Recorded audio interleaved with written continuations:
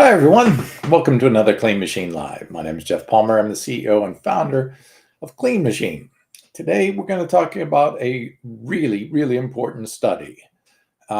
This study just came out. Well, not just, but came out in March of 2023. But I just came across it recently. And it's a powerful study because it sends a very important message about supplementation. Now, I am not, don't get me wrong, because I own a supplement company, don't please understand that I am not pro supplement. I am pro whole food, but I believe there's a place for supplementation, and in this case, it could be vitally important in life and death situations. And I'll explain in just a moment because this study was pretty amazing. Okay, so let me go ahead and get the announcements out of the way. Pop this up on the screen. This video is for informational and educational purposes only and is not intended to diagnose, treat, cure, or prevent any disease. That is required by the FDA. So as we move along, this is the title of this study. And of course, I always put the link in the green section down below on the screen in front of you. So it's a March 2023 study. And the study's title is Vitamin D Supplementation and Incident Dementia, Effects of Sex, ApoE, and Baseline Cognitive Status. So there is gender differences in vitamin D, and I'll get into that and show that, where women are even more affected by not taking vitamin D3 supplementation or getting enough sunlight, one or the other.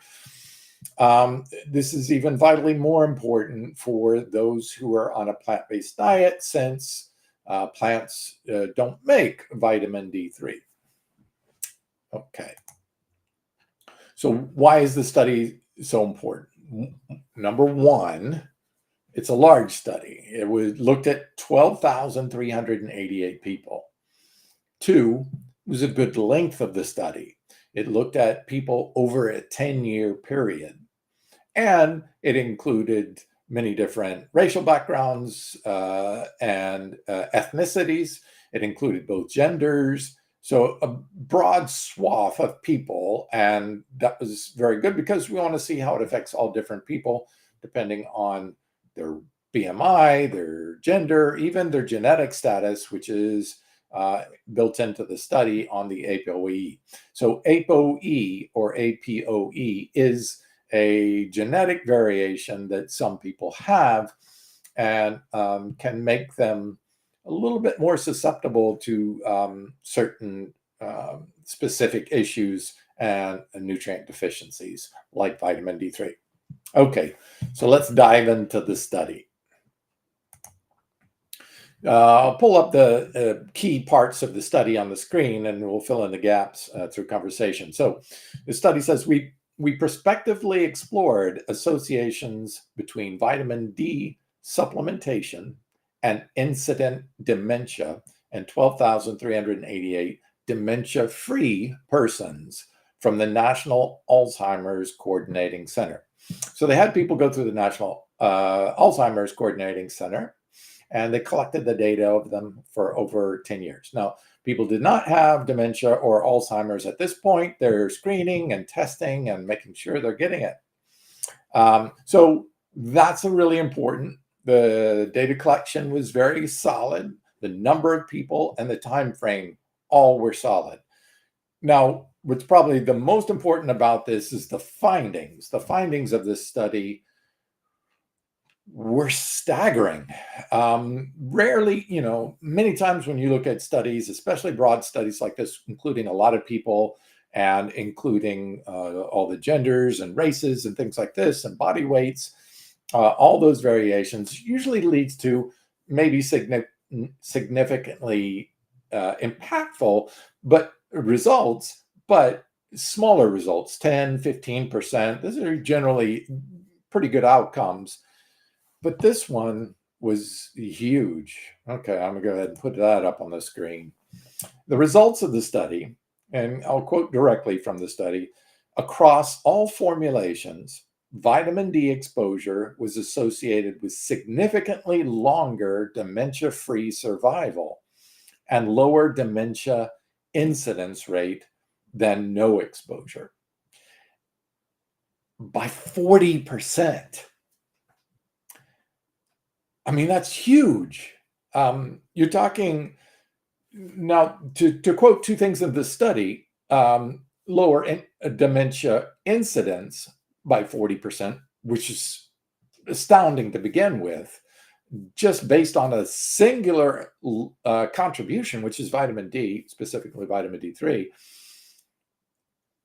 But more importantly, longer dementia-free survival. So not even dying from dementia. So real important here. And 40% is huge.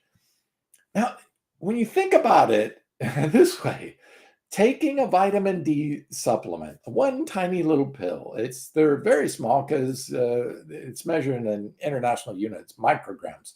So it's a small amount. It's a tiny pill, easy to swallow. So there's no excuse to take this. And if I told you you could take a nutritional supplement that your body requires anyway, and if you are completely plant-based, plant exclusive or vegan, you're not getting vitamin D3 in the food supply because plants don't make it unless you're consuming mushrooms or lichen. But even then, you have to make sure those mushrooms have been exposed to direct sunlight in order for them to produce vitamin D3. Normally, mushrooms only produce vitamin D2, maybe a little bit of vitamin D3, but predominantly vitamin D2, which is shown to be much less effective and efficient and may even inhibit the utilization and bioavailability of vitamin D3, the bioactive form that our body uses. So no bueno there, even if you're getting it from mushrooms. So not really great. And to put yourself at a 40% greater risk of dementia or even dying from dementia just over not taking a supplement. Well, let's drive down into the highlights of the study. So as you can see, I'll put the 5 of the real key highlights from the study. 1, that it was a big study, over 12,000 people. 2, that the vitamin D effects were significantly greater, 12% greater in women. All right, this is really important. Women carry traditionally a little bit more body fat than men. Their BMI of the average woman at the same age of a man is generally higher. Obviously, that changes with age a little bit, but women have more body fat. 1, you have breasts, they carry more body fat, and 2, you carry more body fat for the potential of raising or giving birth to a child so that you have extra energy to hold and carry a pregnancy. All right, so there's a body fat difference. And why I point out that body fat difference between men and women, the BMI on the body fat difference in a woman is higher, is that vitamin D3 is fat soluble. So women taking vitamin D3, that vitamin D3 can get soaked up into fat cells. Now, generally, that's not such a bad thing because then you have some more for storage for later use, but it makes it less bioavailable. Having a regular intake source of it means it's in the bloodstream and can be utilized right away. That's different. So that people that carry heavier body weight actually generally require a little bit more vitamin D3 than those who don't. And that's why I say this. Women are more at risk, based on this study, more at risk, 12% greater risk for dementia by simply not taking sufficient amounts of vitamin D3 in supplementation or through your food supply. Okay, so look at number 3 there. This quote directly from the study: vitamin D has the potential for dementia prevention. Now, that's a huge statement. Most studies don't usually like to use that word because there's so many other variables, but they're so confident in the data and their findings here that they're talking about actually disease prevention. Now, I am not suggesting that about a supplement. This is direct quote from the study. This is just me reading from the study and giving you that information. Okay, so let's see what are some of the other takeaways. So what's important about this data is the 40% is actually not what they first found. What they found when they took all of the people who developed dementia, there are roughly, I can actually give you the whole number. So out of 200 and 2,700 roughly, 2,700 people who got dementia, over 2,000 of them, which is 75%, had no exposure to vitamin D. They were not taking a vitamin D supplement or getting sufficient sunlight or consuming it from animal foods. Not sufficient enough. So had 75% had no exposure. 75% of those that got dementia were not basically taking a vitamin D3 supplement, to roughly paraphrase. This is how important a simple vitamin D3 supplement can be for your health, your brain health of all things.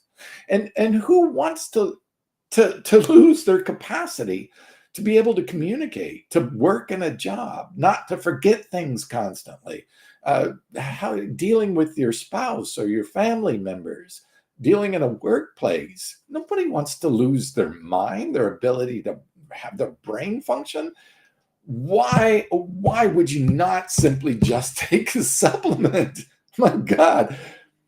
Okay, there's a study coming out, and I feel a little reticent to say this, but there was a study coming out later this year that's probably going to be published that shows that potentially vegans have a higher risk for dementia. And looking at that, I also know that vegans have a higher propensity to not supplement because they think, oh, wait, I'm getting all my nutrition from my food. I don't need to take supplements. Okay, so one, that's not true with vitamin B12, and I believe it's also not true with vitamin D3.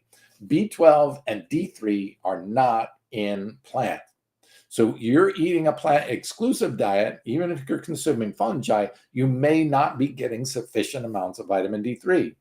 Why put your brain health at risk simply because you believe, oh, I don't need to take supplements, I'm doing a healthy plant-based diet, I'm feeling healthy?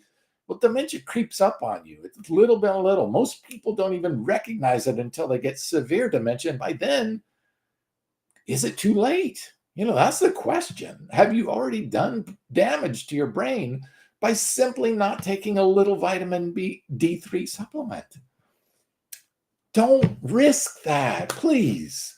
And let's not set a pattern for people to say, as vegan, that's why they got dementia, because they don't take supplements.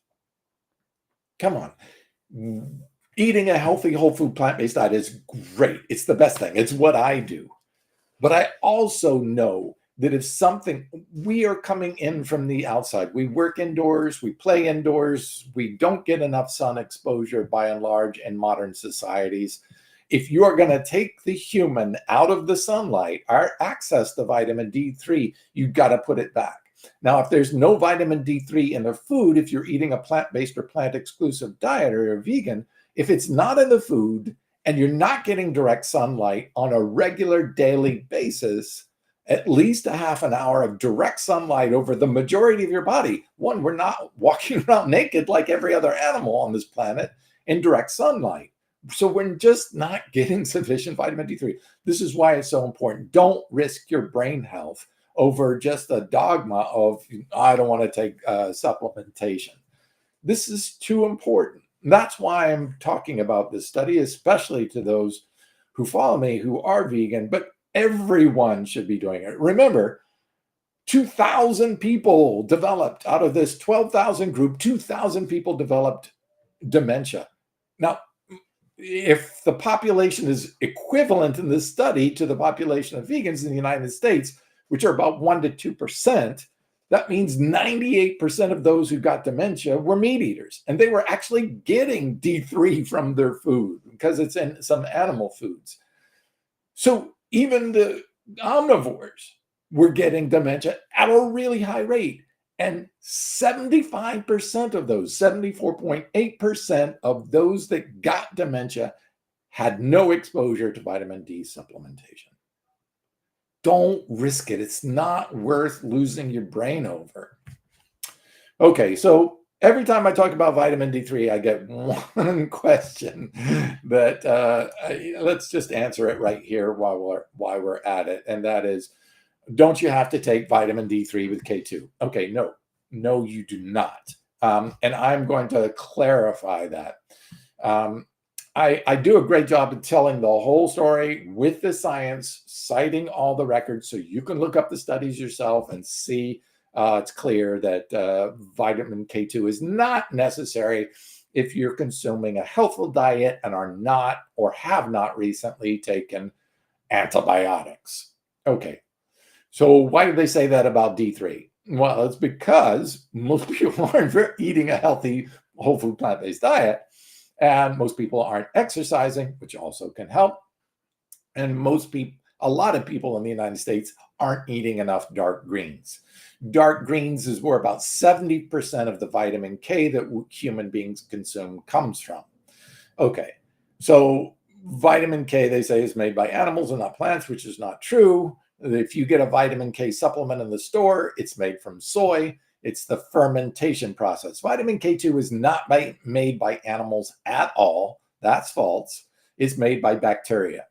And bacteria that live in our digestive tract produce all the vitamin K2 we need, as long as we're feeding it fiber. Yes, a lot of people in America don't consume enough fiber. And dark greens, the primary source, 70% of our K1 comes from dark green vegetables. So eat your dark greens on a daily basis and make sure you're getting enough fiber. 24 grams of fiber, I believe, is the RDA or the DV for people in the United States. Now, I'm getting probably over 100 grams of fiber a day because I'm whole food plant-based, and most of those that are eating a predominantly plant-based diet are getting way more fiber than they need. Just make sure you're getting those dark greens in. The only reservation is if you take antibiotics. When you take antibiotics, you can wipe out the bacteria that actually convert vitamin K2, K1 in your plant foods into vitamin K2. So the bacteria that live in our gut actually take the vitamin K1 from plants. Vast majority of our K1 comes from plants, overwhelmingly green plants. And then when we eat those green plants, the bacteria convert that vitamin K1 into vitamin K2. Now, I do a whole video. You can check out my video, links on the screen. It's called Vitamin K2 and the Microbiome. And once you understand how the microbiome works, as long as you're not taking any antibiotics or haven't taken any soon, you really don't need a vitamin K2 supplement. You do need the vitamin D3 supplement, though, in my personal opinion. Okay. Now, obviously, we make a vitamin D3, but when I was looking as a vegan, I've been a vegan for almost 4 decades now. And as a vegan, I wanted a vegan source of vitamin D3. Now, I was really excited when we finally got a vegan D3 out there because the vast majority, almost all of the vitamin D3 in supplements is made from sheep's wool. It's actually the fat that the lanolin that comes from the sheep, and they get that off of the wool, and they convert it to vitamin D3. So plants make vitamin D2, which can be converted. It's just not very efficient. And that's why I think there's a better route to go, which is just simply taking a vitamin D3 supplement. That's what's bioactive for humans. Okay. So there was also, then came mushrooms, and mushrooms are producers of vitamin D2, but if you actually artificially put direct UV radiation on them, like sunlight, you can force them to actually start producing vitamin D3. Now, what you'll get probably in most of those supplements is a mix of vitamin D2 and vitamin D3, although all they have to do is list the vitamin D3 on the label. So I was like, okay, that's good, not great. And so it's what I took for a while. But I finally found a version of vegan D3 that actually is 100% pure cholecalciferol. Okay, this is vitamin D3, the exact same form that's in our bodies, exact same form that you can get from animals. It's bioidentical, and it's from organic algae. So I was so excited. I was one of the very first brands to bring this to market. One, certified organic, USDA certified organic. Two, 100% pure vitamin D3. None of that mix of impurities that you could get from mushrooms or from lichen. I mean, if that's what you want to take, that's okay. That's better than animal product vitamin D3. But this one is just as effective. It's the only one-to-one replacement for animal vitamin D3 because it's pure cholecalciferol vitamin D3 from organic algae. So this is awesome. This is a wonderful thing. That's why I'm so proud to be one of the first to bring Veg D3 to market. But I was like, okay, yeah, but is it effective? Well, they actually did a human study to find out how effective it was. And the study was amazing. It was shown to increase plasma levels of vitamin D3 in a single dose by 77%. I was like, wow. And it was fast acting. So I'm like, okay, well, that's cool. But sometimes just raising the plasma levels, does it really affect the human? Is it really being bioavailable? Is it really being utilized? Well, sure enough, they tested the subjects, and the subjects in the study, human subjects in the study, taking Veg D3, the type of D3 we use in our organic vegan D3, the subjects taking the Veg D3 went from vitamin D deficient to vitamin D sufficient in 7 days. Now, this is remarkable. For some people, it can take months, weeks or months to get from deficient to sufficient. So I was like, oh my God, clinically proven, certified, USDA certified organic, 100% pure D3, and of course, being vegan. Checked all the boxes for me. There was nothing like this on the market. And that's the D3 that you get from us. I don't want to just go out and buy the cheapest vitamin D3. Mushroom vitamin D3 is so much cheaper than what we make. I want to give you the best. I want to give you the purest. I want to give you the certified organic one. I want to give you the one that is clinically proven effective in human study. That's what I want for you. It is a little bit more expensive, but that's what it costs me. And I just put it out there for those of you who really want to do the best for your body and get the most out of life possible. You can check that out. You can buy it, our organic vegan D3, the very first one from organic algae ever produced in the marketplace. You can get that on cleanmachineonline.com. And you can check out our other videos. I have a whole host of videos on how vitamin D3 affects strength, a 19% increase in muscle strength, just simply taking vitamin D3, how positively it affects testosterone in men, how it affects, obviously, immune health, bone health, amazing study on bone health. And I'll let you dive into it because watch that study on bone health and vitamin D. What a huge difference it makes for people for bone health, prostate health, even, and vitamin D3. Microbiome. Did you know the microbiome actually helps make the vitamin D3 that we consume bioavailable? They found that those eating a higher amounts of fiber had higher amounts of bacteria that helped that vitamin D3 convert into bioactive vitamin D3 in the human body. So really important that you eat a high fiber. Remember, fiber only comes from plants. So eating a high plant food-based diet, you're getting that greens, which will give you vitamin K2 with your vitamin D3. It'll increase the bacteria in your microbiome that will convert that vitamin D3 oral supplementation into bioactive vitamin D3 for your body. It really important. Look, I understand a lot of vegans saying, hey, I don't want to take supplements. I get that. I support that, even though I make supplements. But I make supplements because I want optimal health for you. And I don't want you to be part of a statistic that gets dementia simply because you had a belief in your mind that not taking a supplement is not necessary. Let's don't go there. Let's don't represent the vegan community by jacking up those statistics and having more people get dementia. Simply take your B12 supplement, take your D3 supplement, and even better, take an omega-3 supplement so that you are making sure you're protecting brain health, heart health, joint health, bone health, all of that. And let's represent the best of the best in health. That's what I want for you. That's what I want you to do so you can enjoy life to its fullest, all the way to the end. Have all your mental faculties all the way to the end of life, and be a happy, healthy centenarian and show people what plants can do. Thanks for joining me.